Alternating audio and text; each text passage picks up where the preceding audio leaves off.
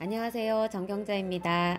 오늘은 쇼더플랜 제7장 읽어보겠습니다. 페이지 90페이지. 처음엔 멀어 보이지만 가장 가까운 지름길. 거절당하면 패스하고 다음 사람에게 전달한다. 이번 장의 주요 내용은 당신과 사업을 함께할 만한 유력한 후보에 관한 것입니다. 앞서 말한 금배, 은배, 빈배 유형의 이야기와도 관련이 있지요. 한마디로 이것은 제3자, 즉 낯선 사람에게 접근하는 일입니다.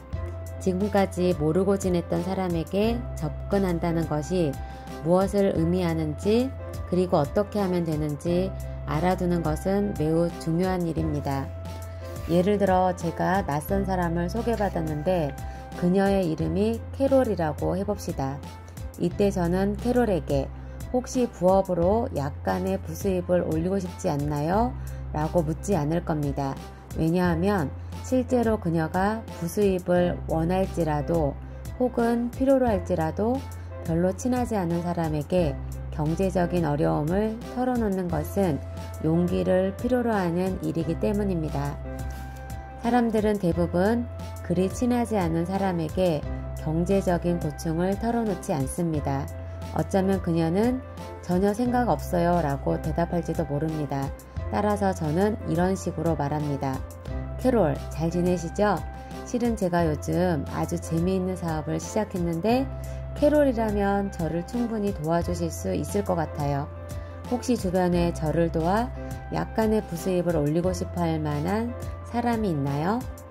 부업을 하고 싶어 할 만한 사람이라고 표현해도 괜찮습니다. 부수입을 올리고 싶어 할 만한 사람을 말할 때는 누구라도 상관없다는 듯 물어봐야 합니다.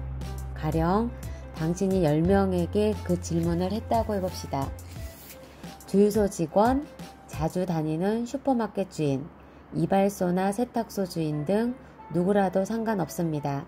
그들은 아주 다양한 반응을 보일 겁니다. 가장 많이 보이는 반응은 그게 뭔데요? 라는 질문입니다.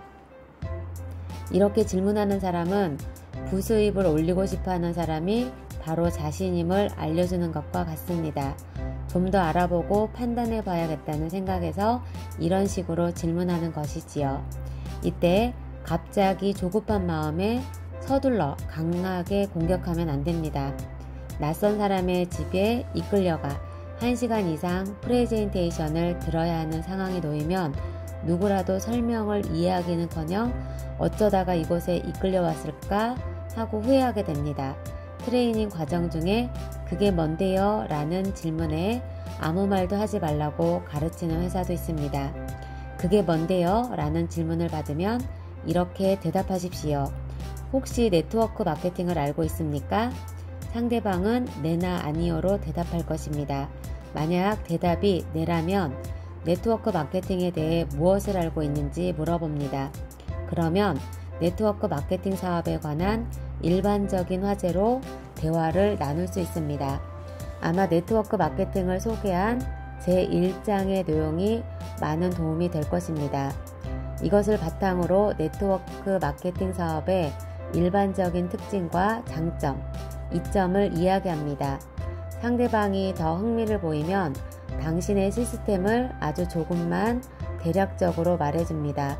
그런 다음 모든 내용을 설명하려면 1시간 정도가 걸린다는 점을 알려줍니다. 이때 상대방이 일하는 장소나 길거리에 서서 모든 것을 한꺼번에 알려주려고 급하게 서둘러서는 안 됩니다. 오히려 이 단계에서는 간략한 정보만 알려주는 것이 상대방의 호기심을 자극하는 데 효과적이며 이는 결국 네라는 대답을 듣는 결과로 이어집니다. 네트워크 마케팅 사업의 정보를 알려줄 때는 모든 내용을 정확히 전달해야 합니다. 그렇지 않으면 상대방은 혼란에 빠지고 맙니다.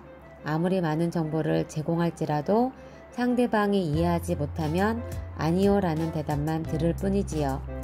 다운라인이 마련한 설명회에서 당신은 아무것도 기대해서는 안 됩니다. 물론 당신이 사업을 권유하는 사람들을 도와주는 과정에서 기회가 생기면 다른 사람들과 대화할 수도 있습니다.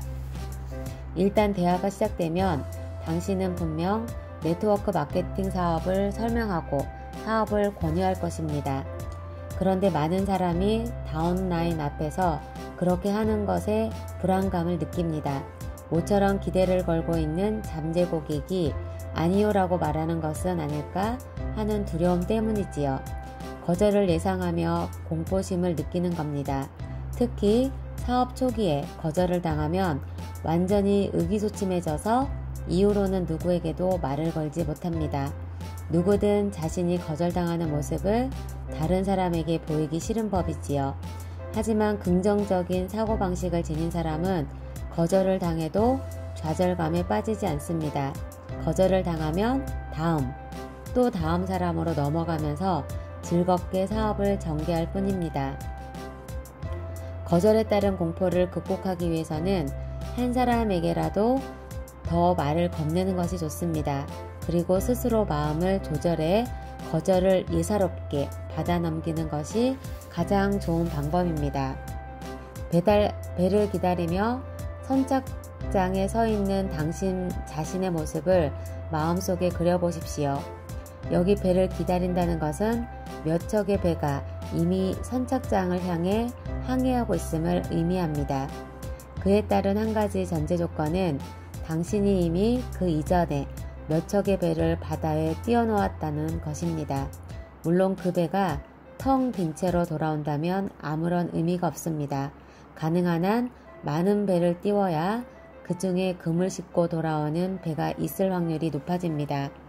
금배가 가장 열정적으로 활동하는 사람이라는 것은 이미 앞에서 말한 바 있지요.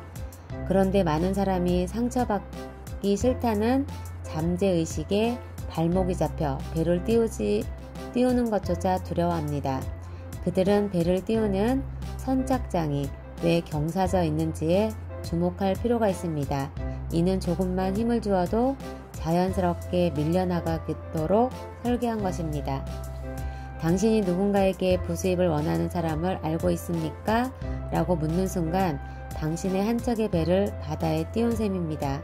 그때 만약 그런 사람을 모른다는 말을 들으면 이렇게 얘기하십시오.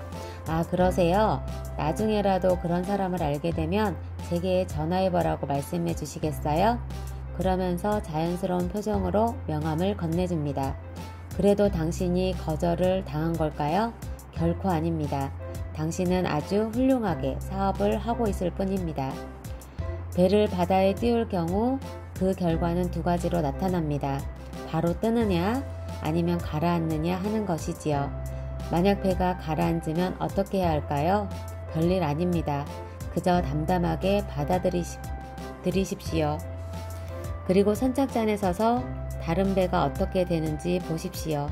그때 다른 배가 무사히 항해한다면 당신은 만세를 불러도 좋습니다. 이제 당신은 그 배가 금배가 되도록 적극적으로 도와주어야 합니다. 프레젠테이션 5와 6을 보여주면 누구나 자신은 금배가 될 것이라고 말합니다. 그것은 당신이 방금 전에 금배하고만 함께 일할 것이라고 말했기 때문입니다. 당연히 그들은 당신이 함께 일해주기를 원합니다. 그들이 당신과 함께 일하고 싶다고 말했을 때가 바로 기회입니다. 그들이 스스로 꺼낸 말을 확실하게 각인시키십시오. 감사합니다.